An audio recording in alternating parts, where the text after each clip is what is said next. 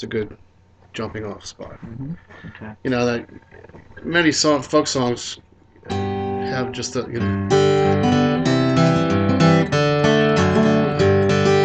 little bit more of a rhythm to them, Right. and they may be there's patterns in there and all that stuff. All Okay. those things are learnable as you develop, but you got to build off of Right. something. Right. The Okay. idea that here is, with this first exercise is to get your fingers and your pick working independently of each other. Okay. So that's the first move. Okay. It's easy to strum Right. usually Right. for most people, Right. but trying to get two things to happen at once is kind of like teaching yourself how to Right. play the piano or walk a chew gum or whatever. Right. Whatever. Gotcha. I'm sure you do things in your practice when you're working. We have to have contrary Yep. motion and Yep. hands doing things. Yep. So it's going to be one of those things. Okay. Yeah. So why the name arpeggio with the broken chord? Why did that? Well, most Western music developed in either the Italian or the English court or the French courts, royal courts, Right. and in the church that served those courts. Right. So a very large number of musicians, um, when the terminology was being invented, were either Italians playing church music or opera, or just playing court music. And even the English musicians tended to be Italians. The reason I know that for sure is that some of my ancestors were Italian court musicians that went to England and became English court musicians. Oh. So Okay. I'm descended from people like that. Okay. They tended to be kind of guns for hire, and if they were really good at what they played, good singers, good musicians, good instrument makers, the royal courts would have bidding wars to get the good ones. Okay. People like Bach and Brahms and Beethoven, those people all usually worked for the church or for some duke or a king. They were typically you know supported by a benefactor or Right. one or more benefactors. That's how they Okay. made a living. Right. Okay. They either worked for the church, they were songwriters, Right. choir directors, all that stuff. Okay. So all those things happen in the context of European thought, and Italian was considered a very romantic language, very exotic language. The English loved to go to Italy. It was warm and beautiful and great Mm-hmm. art and Right. high culture. Right. So Italian terminology tended to predominate. Okay. Even the French used Italian terminology, and they hated any other language besides French, but Right. they would use Italian terminology in music. Okay. So typically, Western music generally uses Italian terms. Okay. Um, Allegro, non Right. troppo, and Okay. vivace, and they're all Italian terminology. Okay. So that's where arpeggio Right. sprung from. There are many other terms, legato, staccato, Hmm. all those Okay. terms that we think, I mean, staccato, everybody knows what that means. Well, yeah, I'm picturing Well, it. Yeah. staccato Yeah. is an Right. Italian musical term. Huh. Okay. You know, Huh. it's a term for, real sharp, Okay. broken sound. So those terms are all Italian. The guitar, being just a tool basically to produce music, adheres to many of the rules of music. Of all of them, actually, adheres to all the rules. Um, all the terminology that applies to any other instrument, fast, slow, loud, soft, Okay. hard, you know, Okay. broken, together, legato, all that stuff can all be done by a guitar. Guitars are incredibly versatile instruments. Now, one thing you can't do is play a long, sustained sound out of an acoustic guitar. You need an electric guitar for that Okay. because then you need the support of an amplifier to keep a sound going. Like, a violin player can bow a note. Okay. A pedal steel player can play a note and just hold it, kind of vibrato it. We have certain tricks that, like if you just play a note, it just kind of decays, Oh. slowly, but it's, gone now. But if you do that, it lasts a lot longer. Mm-hmm. There are tricks. Mm-hmm. You Okay. can make a note last longer. Um,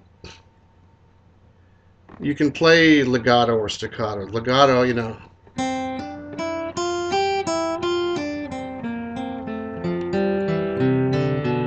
kind of let them bleed into each other, or you can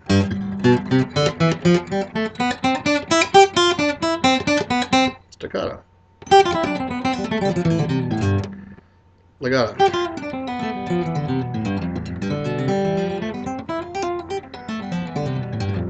yeah. Staccato, legato. So all that stuff applies to guitars. Um, One of the things that most people don't learn right away when they're playing the guitar is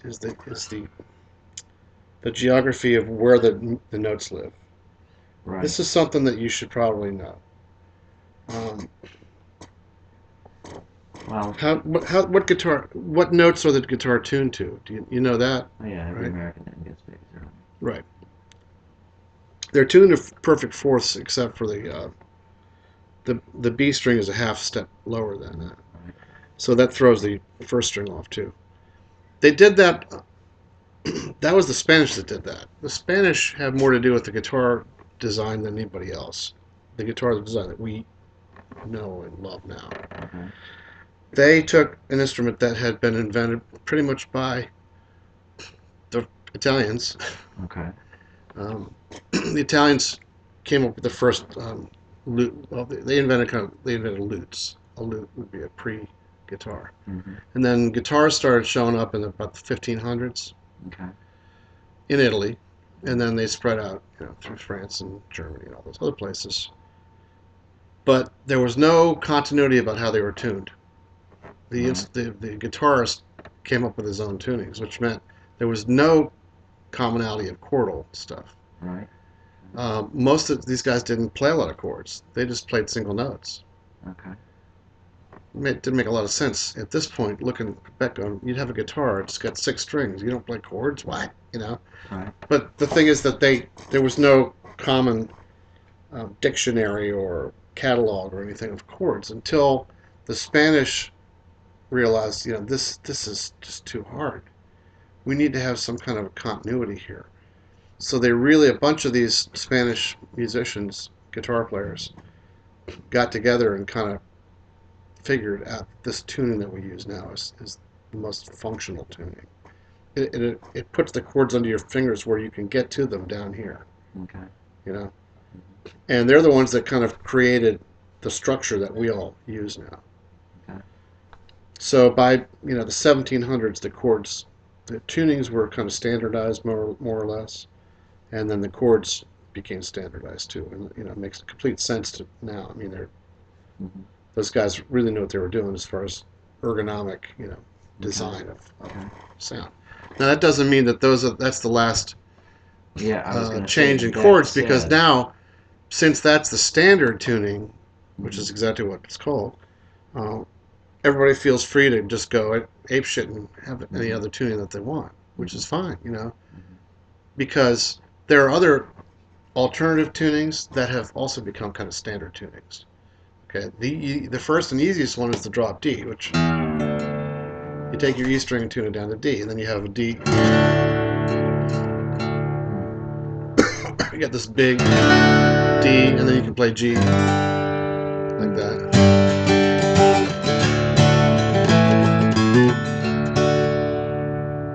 Okay, now that's a great tuning for a guitar.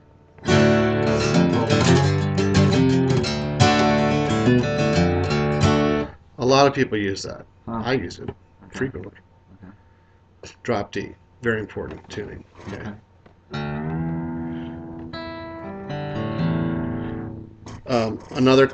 Another guitar player. I mean, there's something called DADGAD, which is DAD-GAD. Mm-hmm. DADGAD is a tuning that a lot of European guitar players use for Celtic music and other Mm-hmm. stuff. You've probably heard it.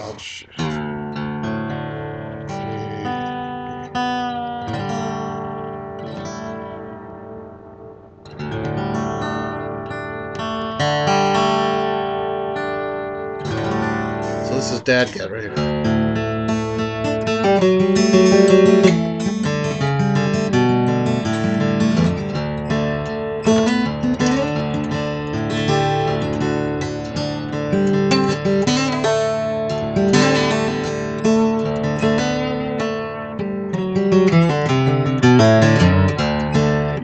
lots of music like that. Yeah. Because a lot of guys use that chord. That yeah.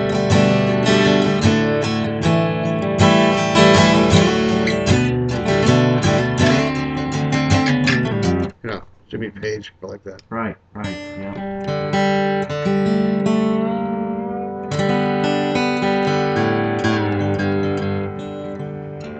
This is Open G. Open G is a real popular tuning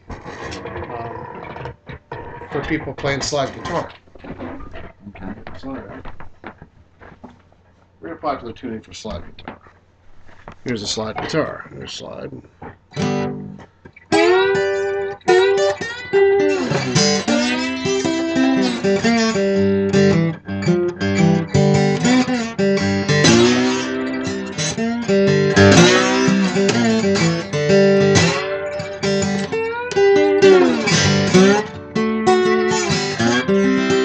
You know, crap like that.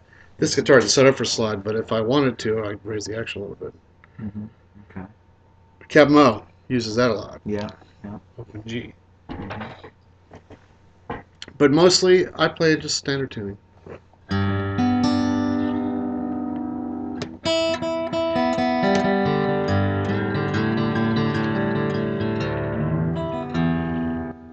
Are there any strings that are just smoother, better, or just Yeah, I think there are.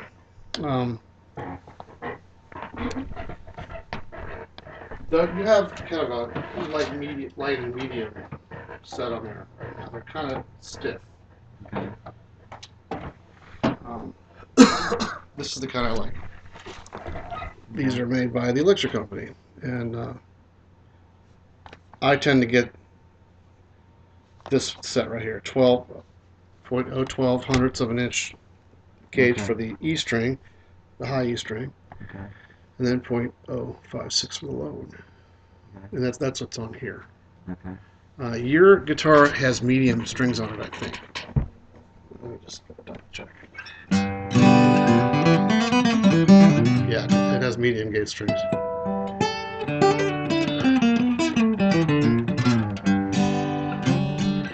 Medium gauge strings are fine. Okay. They're harder on the hands. Right. Right. I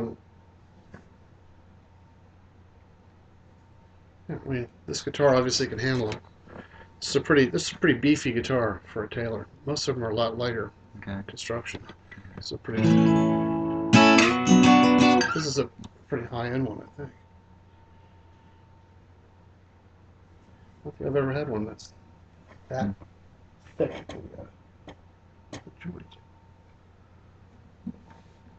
It's a beauty. I think they had some complaints about their neck joints, so Bob Taylor said, "Hey, I'll show you how it's done, boys."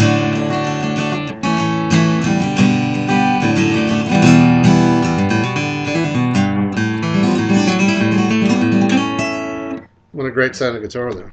Yikes. Nice. So, if you're going to replace the strings, which you don't need to do yet because they're not even close to being worn out, I would get these.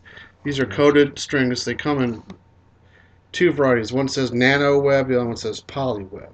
Don't get poly web. Okay. I don't know why they make it. I don't even know why they make poly webs. They're thick. They deaden the guitar. Okay. They're no good. These are great. Okay. This is what people like Richard Thompson use. You know, Arlo Guthrie, people like that. Okay. Me, not Okay. using. So that's the string. Okay. Do you have one of these? Capo, yeah. Okay. You understand what the purpose, how to use them? Just basically raising your Yeah, key. I mean, it makes it possible playing other keys that are maybe tough on the fingers to try to play the chords. Which is another thing I wanted to mention too, because I mean, my ability to even lay a bar chord down right now is a challenge. Because you haven't been doing it. Oh, but you're not like you don't have a physical disability, right? Just Not really, yeah. just out of shape, right?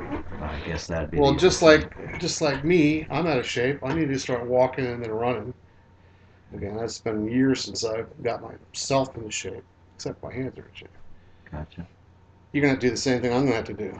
But do you play like really bizarre, you know, stretched Not chords, even. if I can call it No, that? I don't.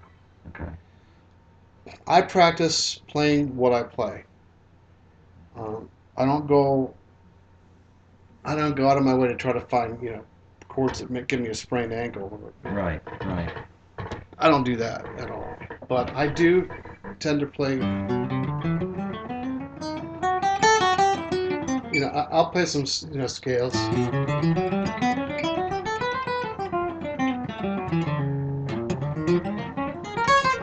You know, I'll warm up like that, or I'll play some songs that I know that kind of move me around the neck.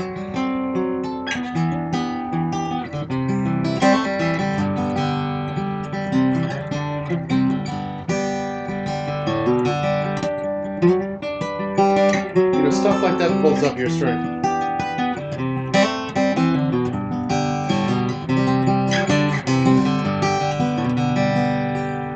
That's good for both because it's your finger picking and you're moving your hand around in different shapes. So, like songs like Blackbird are great.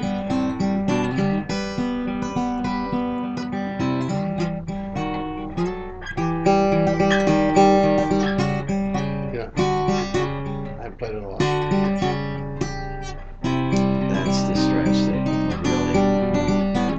really. Yeah, I don't. I can play that song perfectly if I practice it, but songs like that, can I make your hand stretch?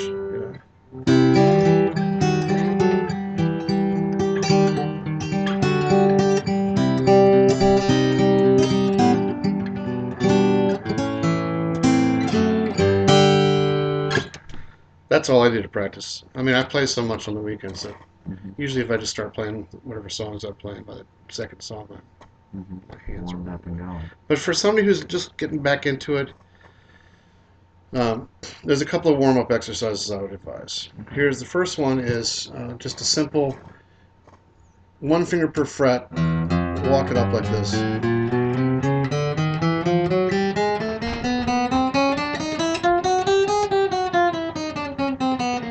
Remember this format? Yeah. How are you doing? Good, thank you. Welcome. Thanks very much. Try to play that with me. We're gonna go real slow, okay? It's much slower than that, like this. 1, 2, 3, 4. I want you to go slow because I want you to press down as hard as you can. This is weightlifting for the fingers.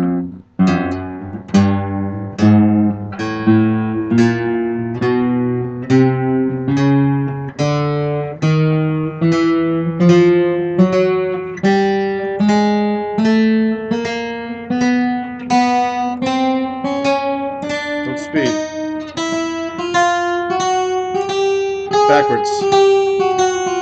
Don't speed. Don't cheat.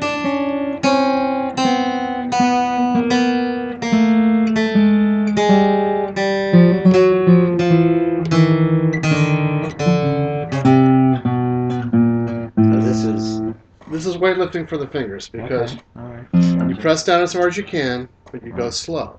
Okay. Just like that concept of slow weightlifting lift, versus like jerking it around. Okay. This works exactly the same way. Okay. All right. Okay. Now later on, when you've got your mojo back, we'll do it that way. Okay. Not yet. One of the things I'm gonna try to stress is you want to use your little finger as much as you can. Okay. That's a real stress, right? God gave us 4 fingers. Let's use them all.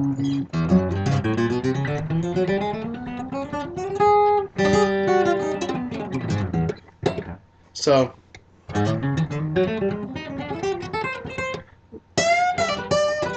now, if you sit and watch Eric Clapton play, he'll do stuff.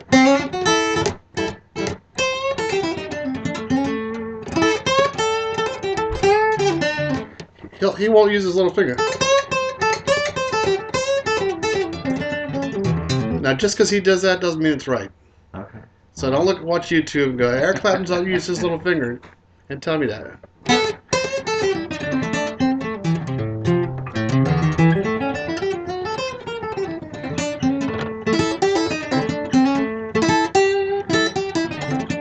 That's the proper way to do it.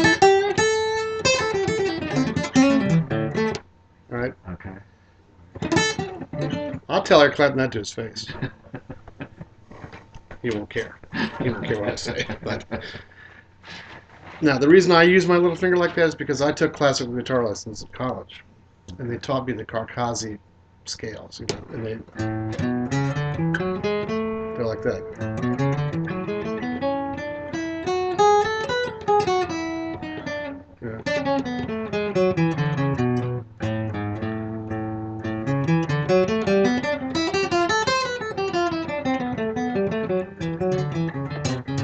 Stuff like that.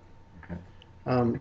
So using your little finger gives you a huge advantage over somebody that doesn't, because it's 25% more fingers bringing to bear. Right. It's just a numbers game. Yeah. So the big thing is, as you said, get the muscles coming up. Get the Now the way to do that is obviously to play. Right. Okay. This little scale exercise.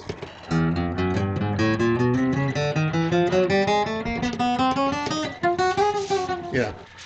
I'm just good enough. But you want to play it slow, and you want to press down as hard as you can. Okay. Now that just obviously works your hand in exactly the right way. Right. Better than any other exercise there is. Really. Okay. That's just the way to do it. Right. Now you don't. If you bore yourself down here, just move up here and do it up here like this. Doesn't matter where you go. Okay. That's even more interesting. Start on the 7th fret, then go down to the 6th, 5th, 4th, 3rd, 2nd.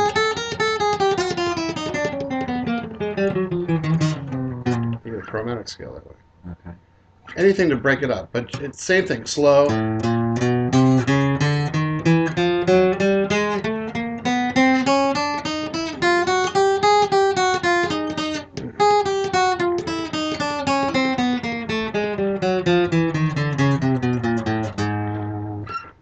To apply the pressure to build the muscles up. Okay. How are you with chords? How many chords do you know? A lot, I think. Well, basics. How about F? How about bar chord F? Well, then it gets harder. See, it's the squeeze, if I can call it that's tough. Okay. One more thing I want you to practice that scale.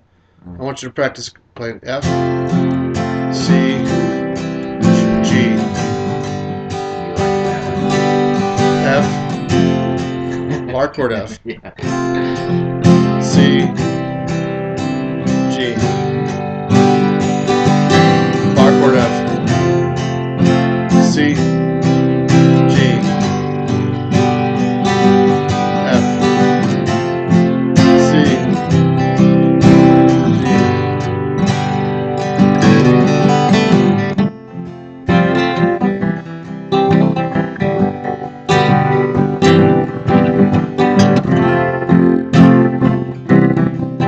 bar chord G, bar chord G, F, C, bar chord G, bar chord F, C, G. Alright? So that's part of your regimen too. Why not? Why not just come? 2 weeks from now, you'll be laughing at that. Yeah. It's a strength thing I can Absolutely. When you first start practicing guitar, half an hour is all you need. You don't need to play more than that. Okay. Because then it takes your body a couple hours to recover. Right.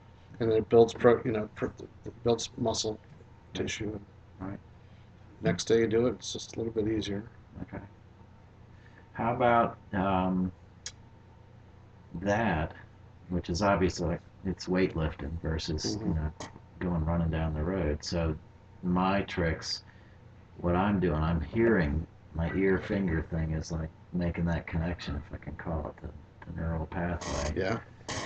And that's been good because I get like I'll call them breakthroughs where okay, I heard that sound, whatever it might be.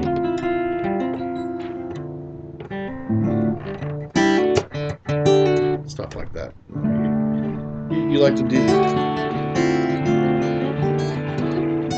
You like that D shape. Everybody does. D is the best chord on the guitar. Okay. My favorite chord. But it's not the only chord, so we're gonna learn them all. Okay. Sure.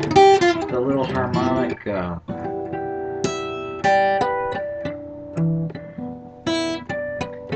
The trick to that is what? You're lifting as you hit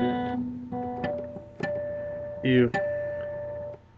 You stop the string with your finger, but you don't press down on it. And then as you hit it, you pick your finger up. A nanosecond afterwards. Yeah, that's the nanosecond.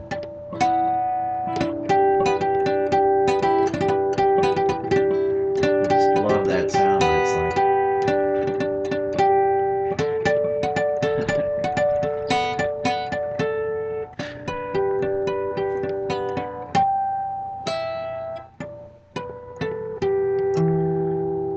That's great. You can actually get a.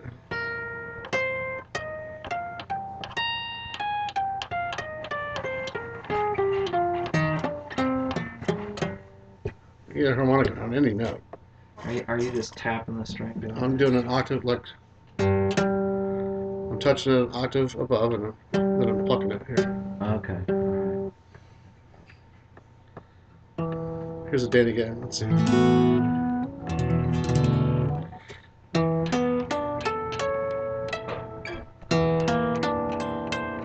Those jazz players like to do that stuff, you know.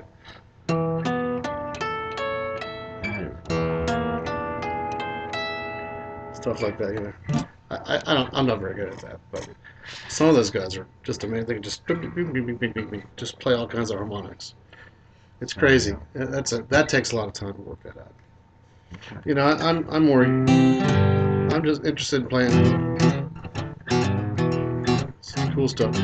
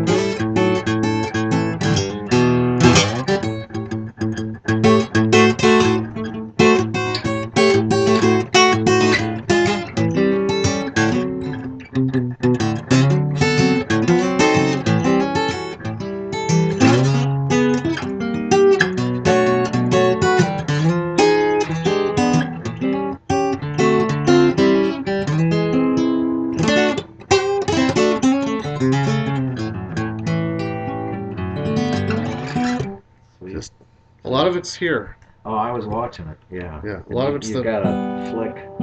Yeah, On there's all top of your- kinds of little things you gotta be able to flick it, Right. pick it, flick it. You know. I tell most of my students, look, the logic of the guitar is in your left hand, and the soul, heart, and soul is in the right hand. Okay. Yep. You know, doesn't that make sense? Mm-hmm. Yep. You tell the guitar how to sound with this one. You tell it what to sound over here. This is how to sound. So you know they're both equally important. If somebody who just goes, you know, that's one voice. Mm-hmm. Guitar's got so many more voices than that. Mm-hmm. Well, it's interesting because my brother was saying it's the right hand that makes it work. He's absolutely correct. Yeah. Let's see. I need your email address. That would be GFelt All right, wait a minute. at intercom.net. Okay, I can get that, of course. GFelt At intercom.net. intercom.net.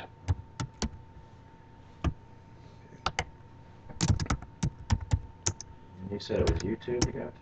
I'm gonna give you the link right now. I'm gonna give you the link. I'm an internet idiot. It's like Lisa, tell me what I need to do. Oh, wow, this thing's been recording this whole